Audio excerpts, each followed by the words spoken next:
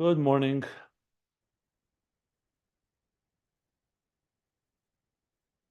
We are in Ayin Beis, doing a overall summary of the conclusion of Ayin Beis, informed by the Maimarim we've learned from the Mittler Rebbe, from the Alter Rebbe and the Mittler Rebbe. And the place we're at is we've reached page 1356 at the end of the paragraph, discussing the difference between Mashpia and Mekabel, Mashpia and Mekabel. Sun and the moon are the general examples for that, but in our Mekabel itself, we also talked about two other levels: luminous stone, and above all, Hariyah, eyesight, vision, sight, which is the operative example that the Rebbe Rashab is using, the Hariyah, to understand the mission, the soul's mission in this world, to illuminate and transform the dark world into a dira b'tachtenim, into a home for the divine, through ner mitzvah and Torah, which we shall get back to, and which we've learned, of course, at length. So just keep in mind that the Hariyah is, as he's emphasized, is different than the other levels of the Mekabel, that it needs the siyua of an outside light. And on its own, it does not shine, does not illuminate, and doesn't even glow. Whereas the moon and the luminous stone, both of them, when they receive the light, in some way it's internalized, meaning it becomes, they absorb it, they retain it. This is going to be critical because that's on one hand.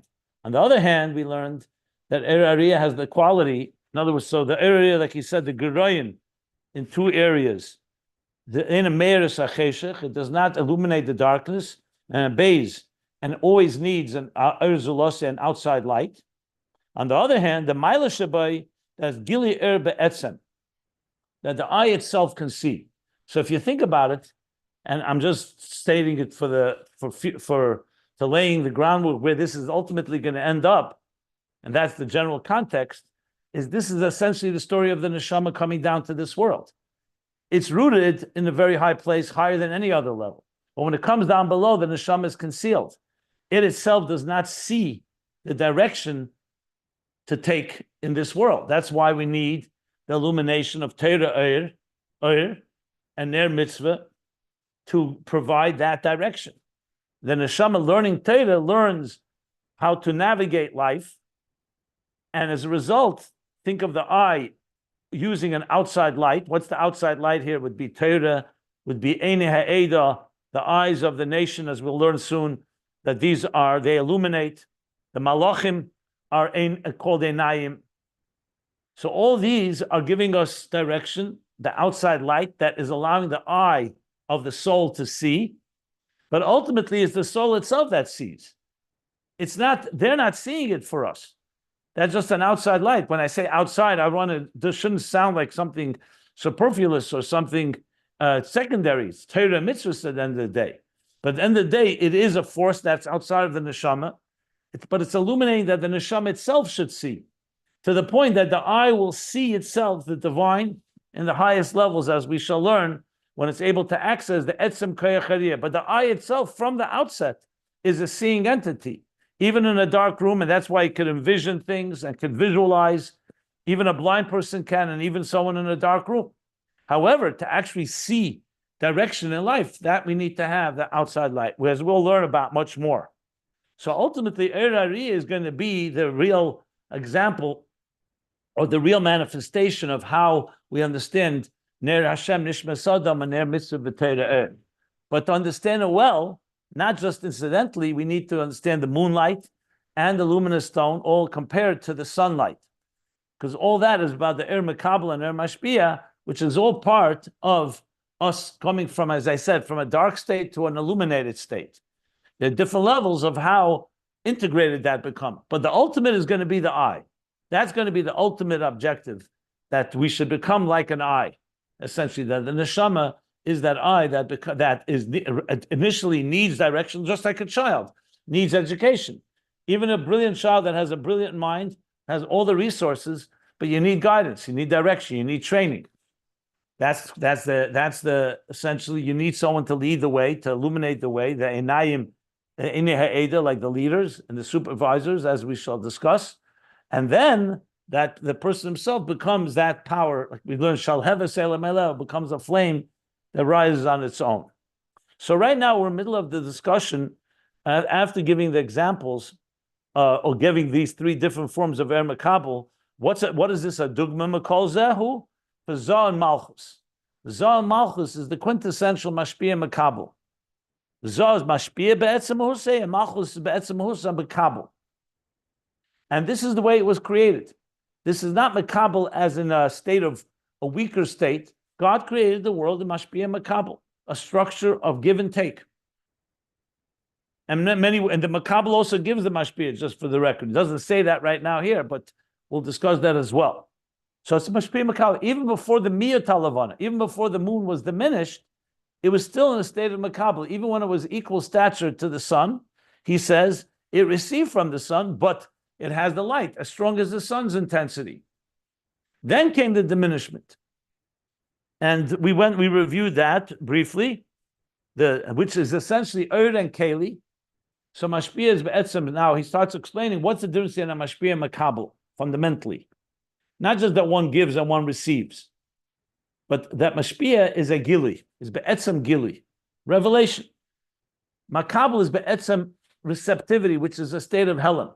Not Helam as in darkness per se, but Helam as not giving off light. It's not its role. Its role is to receive. When a student is in a state of receptivity, you're not going to say that's like a bad, that's an excellent thing. That's what allows him to absorb. If you wish, sometimes you could say the difference in Gili and Helam would be exuding and absorbing. And I've talked a number of times when we did Chazara, there's the absorbing stage where you listen without processing, and then there's the processing stage. Processing is Mashpia. Absorbing is Kabbalah. And actually, in that order, when you're in a student mode, first you absorb, then you process. But regardless of what order it is, it's very two different states, and they're both necessary. All of us need both. We need to be in the state of Ur, a state of Keli. And both were created, as I said, and both therefore have equal value. Each one has their role to play. You pour a wine in a cup, you need the wine, which is the ashba, and pour the wine into, and then you need the cup to contain it and to be able to pass it on. So he says, so the difference I have is between Mashpia b'chinas Gili and Mekabel b'chinas Helam, which is like an Ur and a Keli. Even the highest levels, even the lowest levels of Ur are still Gili, and even the highest levels of Keli are still Mekabel, as he explained. Then he said, okay, let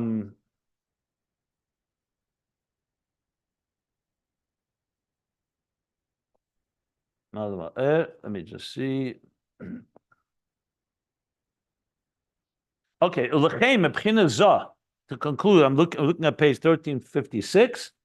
Even though Zah Ampin, is the lowest level of what's called Madrega Achrena Shebenis of Seif Elama Ein Sof, but Makol Mokim, it's still in a state of Mashpia, so therefore you can't have existence of the world without Malchus. You need the Mekabel. So therefore you have Shnei Me'eres Agdelim, and Malchus is the Mahava that actually creates existence with a power that flows in it from Zah. So he hasn't used the example of sun and moon here, but it's the same idea. The sun is Mashpia, the moon receives it, and by receiving it, that's how the process of creation takes place. Now, before the Chet, before the Miyoti rather, then the world would have been existent, but it would be a Gilui Alikus, but it would exist because there's Malchus. So you have both elements here. And that's why you teach a student b'derech tzara, that's the keli, in order for it to be able to receive. So essentially, without a keli, without the helam of the Mekabel, you don't have the ability to create something entirely. So you need ur and keli. It makes total sense. If you think of it in practical terms, think of an author. He may have all the ur in the world, many ideas, a whole thing, but if he doesn't turn it into kelim, letters on a page, words on a page, he's not going to have a book. You could have a musician who has a great concept and a vision of a beautiful composition of music, has to have musical notes and play those notes. That's the keli. So everything when you come to into implementation, execution, and keli. Obviously, a keli without doesn't have what to create. So you need to have the combination of the two. That's the first distinction between Mashpia and Mekabel. This is all going to come back. We're going to come back and understand what is the difference between the sun, the moon, luminous stone, and the eyesight. But right now he's discussing the general theme of Mashpia and Mekabel, which, if you think about it, is the central theme of interface, because there's the interface between the Mashpia and the Mekabel. That's the key to create the integration of the central theme of Ayin Beis and general of Chassidus, bringing together from the top down and from the bottom up the interface between the divine and existence. So to have existence, you need the and Keli, you need Mashpia and Mekabel, and even when we talk about, which we'll talk about later, Das and Das Tachten, that's also the perspective from above, the perspective from below. But we'll get to that. Just want to in this summary, what we're doing is not just learning. We're not focusing on learning line by line, but focusing on learning this in context of the bigger themes that Ayin Beis is addressing. So that's our real focus as I go through the different sections, leading us to the conclusion. Okay, I'm ready to continue unless somebody wants to ask something. So he says now like this. There's the new paragraph on page 1356, which again, if you don't have the book, you can follow along at ayinbeis.com. All the pages are scanned there as PDF files. Oy yesh hefresh gadol bein mashpia leMekabel. So the first difference, we said one was fundamentally gili, one is helam, oir keli. And you need the second in order to create, you need the oir to come through the keli, malchus, zah and malchus. Here's another hefresh, gadol, another major difference between the two. Mashpia, the mashpia hu atzmi v'tivi, v'Mekabel einay atzmi. So we have already learned this word. Let me translate it, and then he'll explain it. That the mashpia is atzmi v'tivi, meaning it is self-contained, essentially, fundamentally shaped a certain way, and as being a moir, like the sun is the quintessential example. The sun was created to give off light, so it's an atzmi and tivi. It's a moir atzmi and moir tivi. That's his very nature. Mekabel is not called an atzmi; it needs something else. So in Chassidus, the expression atzmi is used in many different ways. Sometimes it's used by Chassidim. There were Chassidim that were called, Chitzen is a very external person, like a superficial person. A Pnimi is more an internal person. And an Atzmi is someone that is like a source, like a source of life. He gives off, he's the ultimate initiator. So a Mashpia, the Etzem, that's what a Mashpia is.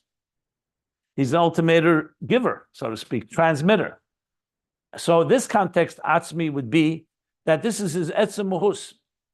Like we learned, even though Eir Hariyah even is called the Etzem Eir, but it's not an Atzmi because it doesn't give off light without an external light. And the same thing with the moon and the luminous stone. Even though the moon he did call an Atzmi, very specifically he called it an Atzmi, but not Atzmi Lahoyer. It's an Atzmi because it's a Moir Hagodol, and it's a Moir which he called Koyach HaHelam, or Yecholtish Leloher on page 1353. But in this context of Mashpia and Mekabel, Mashpia is Atzmi v'tivi, and Mekabel ena Atzmi. And he's going to explain. V'zeh b'kama inyanim. And this manifests itself in a number of ways. Now I'm going to explain why Mashpia is Atzmi, different ways that this manifests. Dihine Mashpia nasa memelo ma'atzme b'bchinas Mashpia. A Mashpia becomes such automatically, naturally. And from himself, he becomes a Mashpia. HaMekabel tzrichim la'seisei b'bchinas Mekabel. Mekabel has to be shaped into becoming a Mekabel. So in other words, one is almost like, he doesn't say by birth, doesn't use that expression, but he says it's on its own. And the other needs to be trained to be a Mekabel. That a woman will not really ultimately commit to someone in a marriage until till there's a consummation where the woman and the man have been intimate with each other, that she becomes a keli. That means it doesn't just happen automatically, it's a process. The ima yesei bechinas mekabel be'etzem is, even though she or person may be, she in this case, or a student is the same example, is a keli, is a mekabel be'etzem, but sichim la'seisa, but you have to reveal it or you have to shape it. Bechinas keli lekabbalah.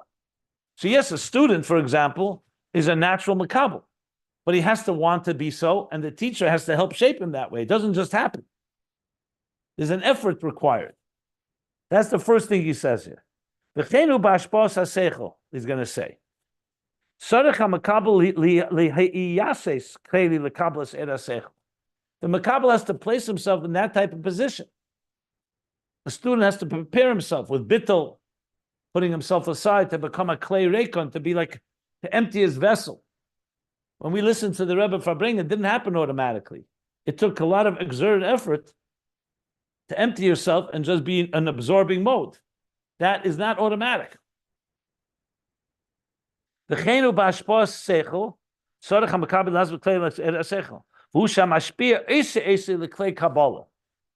truth is, it happens, well, he's going to say two different ways. It could happen from the Mekabel, or it could happen from the teacher. So he's saying, Mashpia Atzmi, like he said, that the Mashpia trains him to be a keli lekabbalah, either by, well, he's going to say, and that too has different two ways that can happen.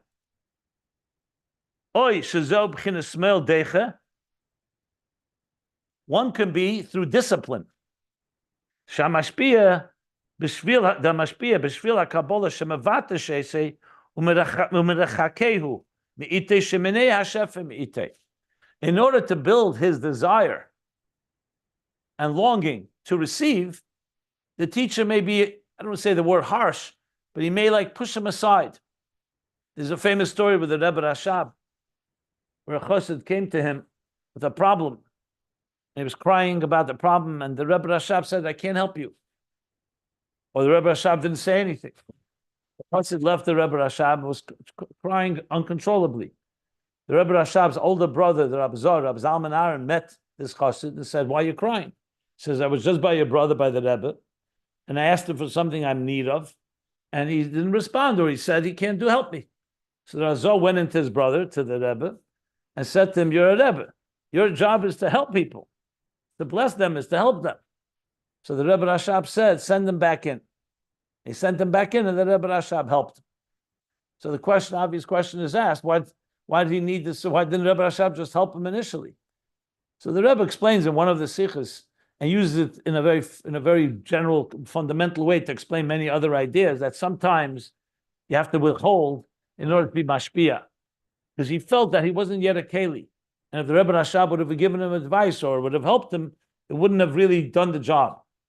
And so it wasn't about, God forbid, punishing him or hurting him, but sometimes you need to create more of a keli.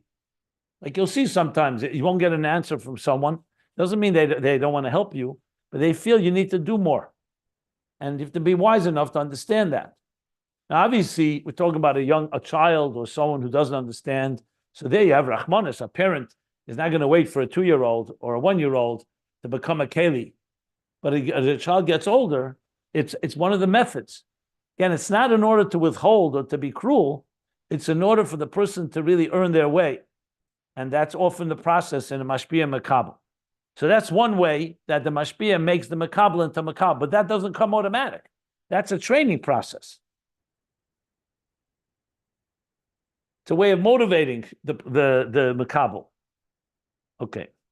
And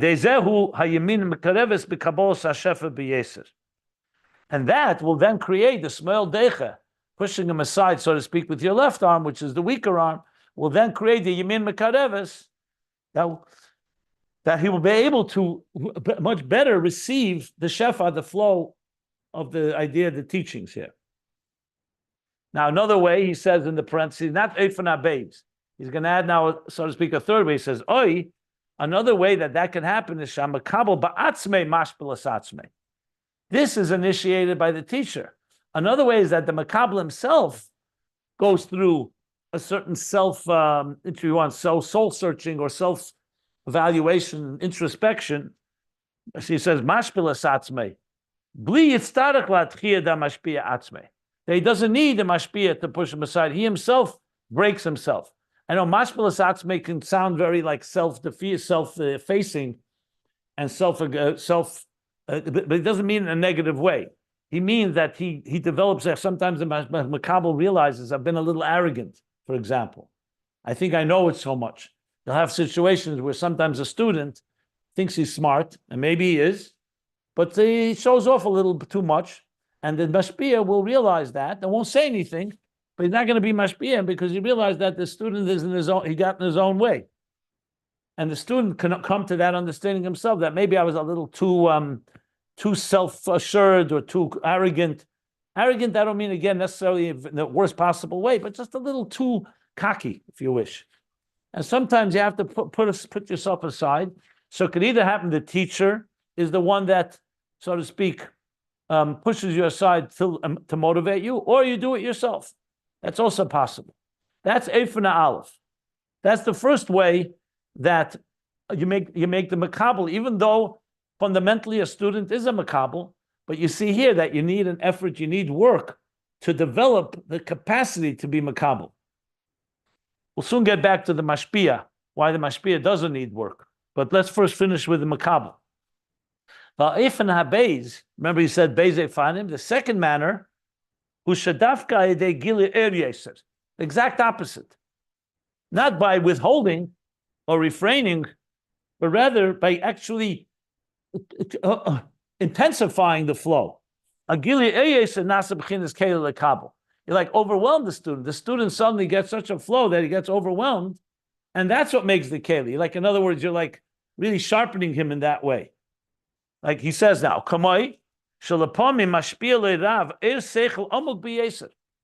at times a teacher will mashpia to the student a very profound idea. And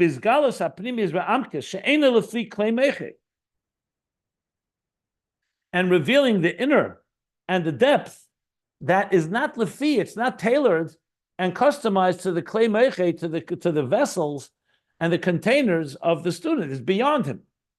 The student will be blown away and be overwhelmed. That's the intention, not by mistake. Very intentional. And when the student, the Mekabel, the recipient, sees that, that itself is a humbling experience. He really feels down, seeing it's really beyond me. You know, when you understand something, you have a certain satisfaction. When it's something that completely loses, you're completely lost in it, or lost in it to some extent, you fall down by yourself.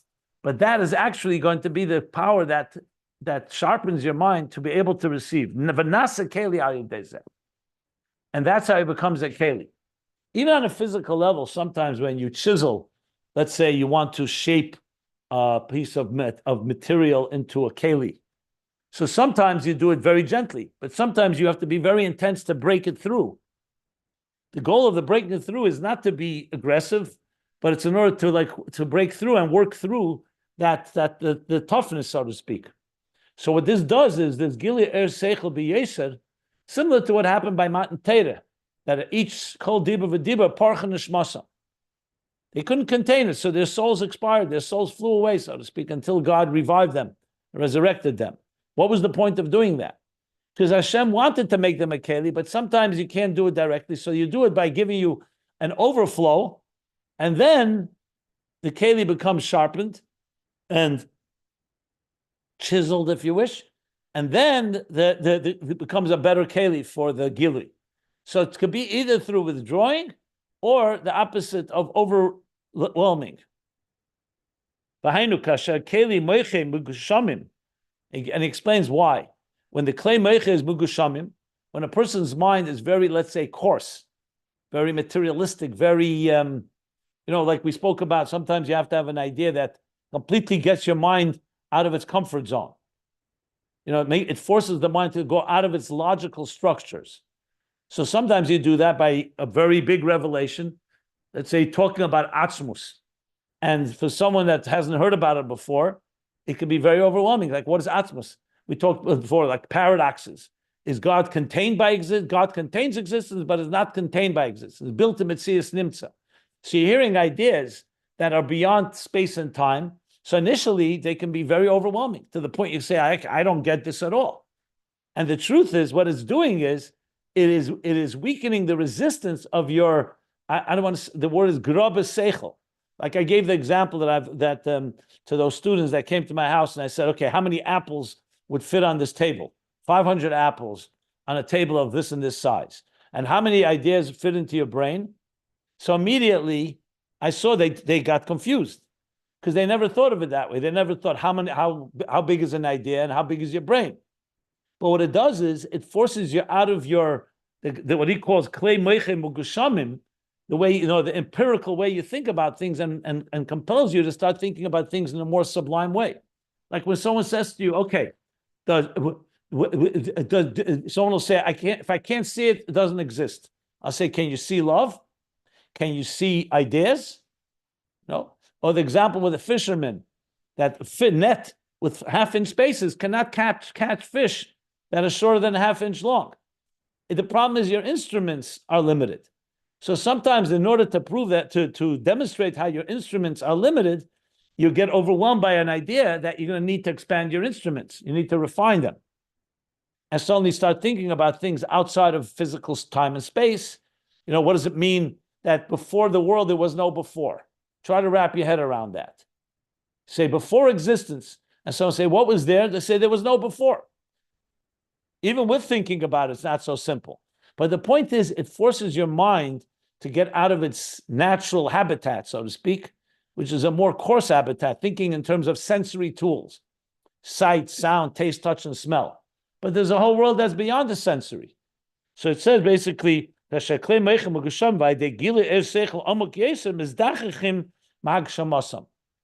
revealing something in a much deeper way, what happens is it's the beginning of refining the mind from its gashmias, forcing it, so-called compelling it to go out of its narrow, myopic perspective on things. He's explaining the second eifin, why an overabundance of gili can actually help turn the keli into more of a keli. So the eifin aleph is through depriving, through refraining and withholding, and the eifin beis is the opposite, through overwhelming.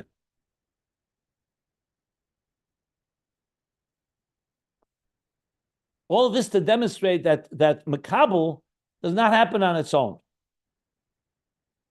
You have to make the Mekabel. The Mekabel has to be shaped into a Mekabel. Who Gam came to continue on, and I'll stop shortly for any questions. I want to just finish the subject here, at least the end of this. Who Gam came beginners gvuras. So the first up eifin is for sure gvura. It means smeil deiche. Gvura meaning withholding, disciplining the student in order that they should, to build desire, to turn him into a keli. Here, it seems like it's overabundant chesed. So Rebbe Rashab says, no, this is also gvura.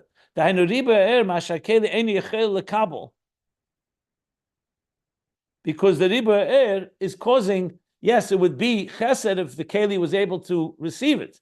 But since the keli is not able to receive it, it's overwhelming. So in a sense, from the perspective of the Mekabel, it's a form of gvura. It's just two different types. Like we talk about gvuras kshamim.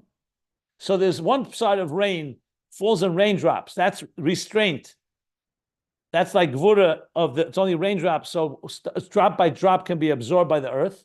But if it's a flood, it also is going to destroy the earth. It's ribuy kshamim. It's too much for the earth to absorb. So gvura can take on two ways. One, it could be a minimal flow. Gvura could also be an overabundant flow from the point of view of the Mekabel. And that's what shapes him into a Mekabel.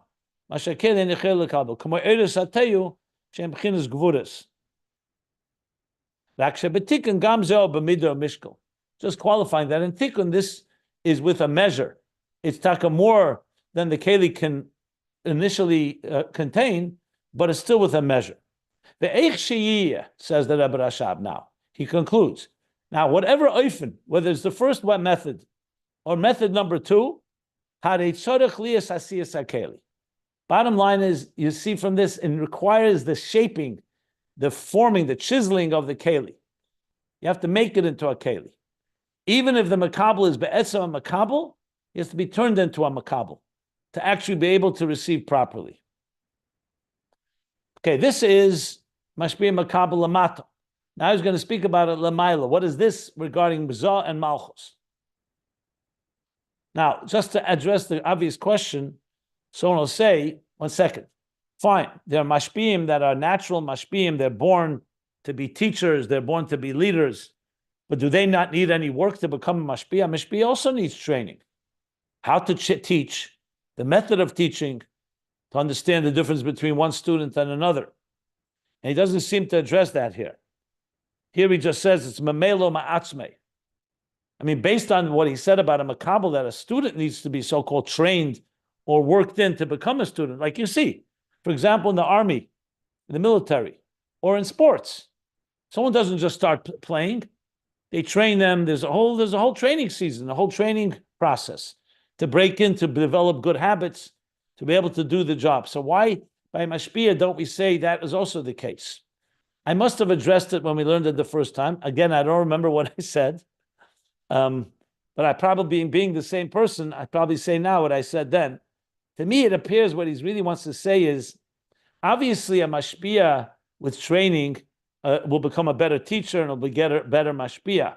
But let's say Zocher Nekeva, for example, that when it comes to husband and wife, the husband does he need to be turned into Mashpia, or he naturally provides the seed? It's the woman that needs that consummation, that needs to accept her husband, and that's only when she becomes a keli.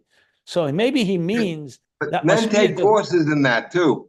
Men take courses in that, and everything, and you can learn how to become a good teacher, a good mashpia. No, there's no question that. But the question is, what does he mean that it's nasa mamelo ma'atzme? So I'm thinking it means because in the process of hashpah, it does not take an effort so much on the mashpia's part to teach. It takes effort on the Mekabel to be Mekabel because he has to break into it. That may be what he's saying. He's not trying to say that a mashpia doesn't need training and can't use training. I'm just trying to talk it through, because listen, we're trying to understand what the Rebbe Rashab is saying. The question that I mentioned is an obvious one. The question is, I think that's what he means, that it doesn't require this. What we talked about, Mekabel, requires tremendous effort for him to sort of put aside his ego to become either through the first method or the second method. Both of them are working him in. Whereas the Mashpia, in the process of Hashpah, does not take effort. He's just being Mashpia. It's like the rain falling from heaven. You don't need to work. The earth, you need to work in order to receive the rain. Could be that's what he means. I probably said something like that. One second. I probably said something like that back then. Anyway, go ahead. Maybe he's saying that there are some mashpim that are naturals at it, and sure, anybody with knowledge and some level of personality can be, asked or requested to be a mashpia. But there are some that are just naturally good at it. Those are the ones that people gravitate to, and then there are those who do it because they have to do it. As they're a rabbi or they're a leader of a community or they're that may be what he's saying. And a Mekabel, on the other hand, no matter what, there's no one that's just as a more natural Mekabel. Exactly. Yeah, that could be part of it. That's possible. I'm not sure that's fair, because there are natural Mekabel also. I mean, you can always either one can get trained much better, but still there are people that are much more Mekeli when they go to yeshiva. They're open to it and everything, and they Mekabel it immediately. And some have to struggle at it. So I don't think that's a fair distinction. So how would you explain the difference? I don't know. It's a good question. I don't know the answer. You're telling. I don't know. I'm the mashpia here. I have to come up with an answer, right? I could debate Rabbi Gold, but I'm not going to do it. I maintain my point. Okay, listen, this is a discussion. I think Yitzchak has a good point. I know what he means. Obviously, there are some people that are just more conducive to being Mekabel than others, but that comes down to perhaps because they're more arrogant and they're just not working on themselves.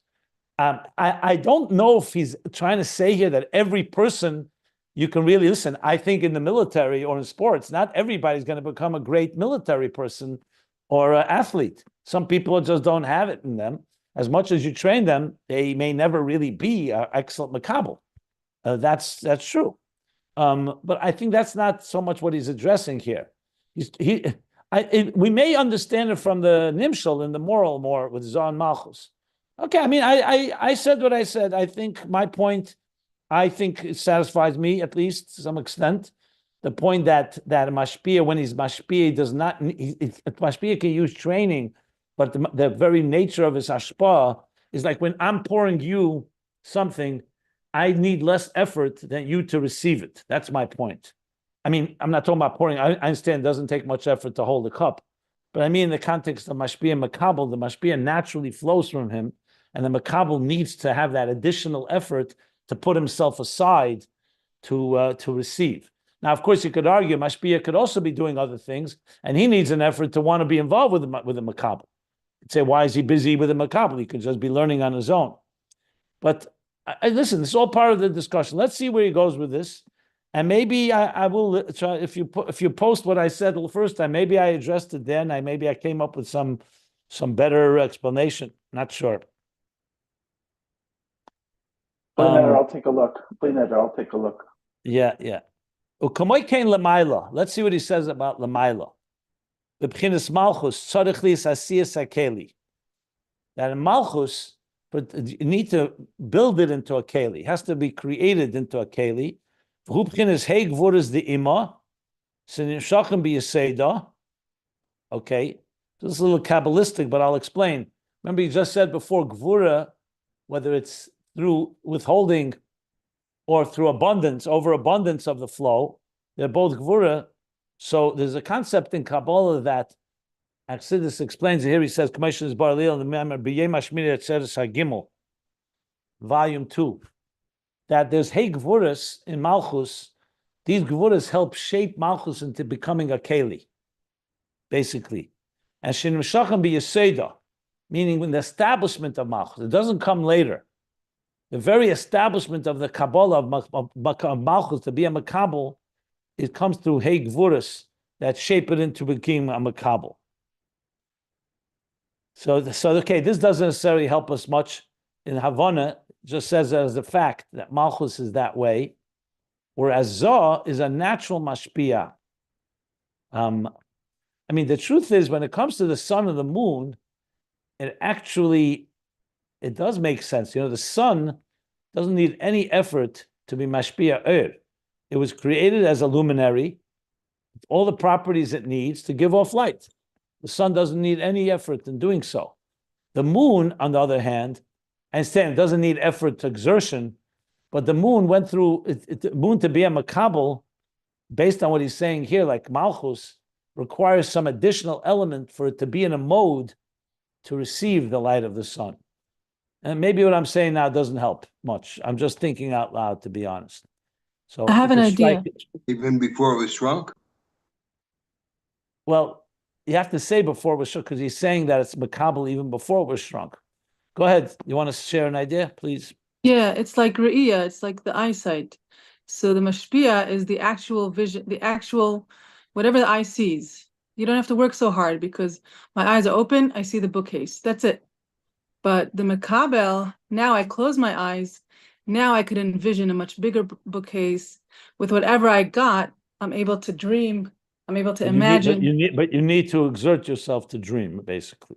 I have to make an effort to imagine something bigger based on whatever I received from my vision. Maybe. I mean, it maybe works. The only thing with Er Hariyah, it confuses matters here because Er Hariyah is officially an Er Mekabel. But I mean, as far as the example goes, from what I understood from that Maimer of Einei Me'iros, it's the same as the stone and the moon, because you can imagine and dream and envision things much bigger than what you see physically. I never said that. It was different Marshall that I present. No, well, I hear the example. The question is, how does that apply, let's say, to a teacher and a student? Where the teacher is like does not need effort to teach because it just Because the flows. teacher already And- has the material, and the teacher is teaching what he knows, and then the student takes that and applies it and thinks about it and works with it and walks around with it and is able to. Okay, so that's you're similar not- to what that's similar to what I said earlier, that the student needs to do an additional effort to be able to absorb the teacher, while the teacher doesn't need any special effort to just teach. Well, Yeah. when you would go to for bringing, and you would get tremendous amounts of knowledge, and then you got to become and then you're a Mekabel. No, I understand. It You was gotta easier for the turn on Rebbe a dime and become a Mashpia. It's taking Are your you effort. saying it was easier for the Rebbe to speak than for us to listen? Something like that, and then Yeah. but then you're becoming a Mashpia of that stuff. Yeah. Yeah, but we learned how hard it is for a true mashpia to mitzamtzem himself to be able to give over a limited amount of war that he has. That's a huge effort. And for the Rebbe to speak to us, come down from his levels of Atzilus and higher, come down to Olam Asiyah and to speak to us in 770, it was a huge effort by him. As we've learned throughout Ayin Beis. But it could be, but that effort could be not in the actual hashpah process. That's like preparing yourself before to be mashpia. Whereas here, the very Mekabel process requires the work. That's what I think is the distinction. What you said is correct. But The same with gestation. once he decided, and once he made that determination to be mashpia, it flows. Whereas a Mekabel has to constantly be in that mode of putting himself aside and be serving as a. I mean, good. It's a discussion. I think it's fascinating stuff. I maybe in the Maimer Einenu Me'iris there may be some hints, or as I said, maybe what I said when we first learned it. But also with the gestation, the pregnant woman is doing a lot more. She's eating, she's exercising, she's growing the fetus. What the Mashpia he didn't have to exert so much effort. She's nursing him, she's raising him, she's emotionally connected to him, she's worried about him. Father is not at all on the same level. That's true. And from this point of view, I think Mashpia and Mekabel is the best marshal about the sun and the moon. The sun represent God in only one point. As for the moon, is more close represent godliness, because it's not only about giving, but giving and receiving and concealing, and a lot of very complicating structure. Yeah, that's a good point too. Yeah. Okay, let's stop here. We're on top of page 1357. Now, I'm also thinking, sometimes to resolve these issues, you have to understand, why is the Rebbe Rashab saying this in the first place? Why do we need to know this? I mean, I understand he's explaining the difference between Mashpia and Mekabel, but I'm thinking the bigger scheme of things, what are we learning from this? So Mashpia, I think what he wants to say, and I'm just, I have to think about it, about the integration part. Remember, in the interface of the divine and existence, it's not just that we want God to emanate and share and his divine consciousness with us. Ataresa, we want to receive it and internalize it. And I think that's what he wants to emphasize with Mekabel, that has that element of that effort of internalizing. In other words, think of just a mashpia, l'mayla. Hashem is mashpia. For Hashem, there's definitely no exertion involved. That's for sure. He has, yes, he has to choose to want to create and choose to create a tzimtzum and all that. But the etzem, it's something that's a source of light, gives off light. I mean, not that God is defined as a source, but once he chooses to, then that's what he does. For us to become a keli telekus, that takes work. That does not happen naturally because we're a yesh. The yesh hanivra on its own is a yesh. He hasn't said this, but I think that's really the subtext or the undercurrent of all of this. Then this makes a lot of sense because he really wants to show the power of avodah and the need for avodah. So it's not about whether the mashpia, obviously a physical mashpia, a human mashpia also needs to work on being a mashpia, not negating that. But he wants to really emphasize the work lamata of being Mekabel. That is the hard part because you're taking something that on its own would just be self-contained and driven by self-interest, and turning it into a real Mekabel. So in other words, Malchus introduces the concept of putting yourself aside to receive something above you. And that, a mashpia, yes, it's sure mashpia has to also do that to be mashpia, but not quite with the same type of emphasis. So I think that may be part mashpia Mekabel, like momayla lamata mashpia, momata lamayla the Mekabel. Just throwing that in, that really may be the real punchline here. I want to see whether he actually says it and develops it. I don't remember now. When we learned it the first time, remember we didn't have the whole background of the Mittler Rebbe and the Alter Rebbe's Maimer. Now we do, so it may be helpful. But I think that's really where he's going with this. So sometimes to look at the bigger picture can help inform why the focus of what he's saying right here. I was going to say something similar. I personally agree with you 100% about what you just said. I was just going to elaborate and say that if you think about the mashal of Ner Hashem Nishmas Adam, the neshama is a mashpia of Elokus. It's a divine spark. It can't help it. God is true. Godliness is true. That's all it cares about, and that is what it has to offer to the goof and to the human intelligence, intellect, nefesh, and the seichel enoshi. Whereas for the human intellect, to use the example, the oil, right? Exactly. The human intellect, the oil needs has to be transformed into fuel. Exactly. Yeah. That may very well be where this is ultimately going to lead to.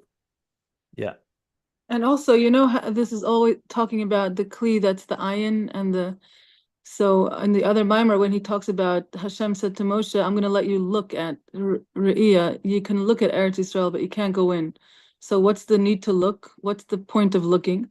Saying just the Re'iyah, the fact that he looked at it already gave us koach. And maybe also what he's saying ultimately in the bigger picture is that, how the Rebbe always says, open your eyes and look, that our seeing the world around us takes a lot more effort. Hashem sees the truth. It's very clear to Hashem. Like, let's say that we're in Geula now. But for us, our Re'iyah, maybe we're working on something like how we can be able to see better. Yeah, that we'll talk about for sure later. Absolutely.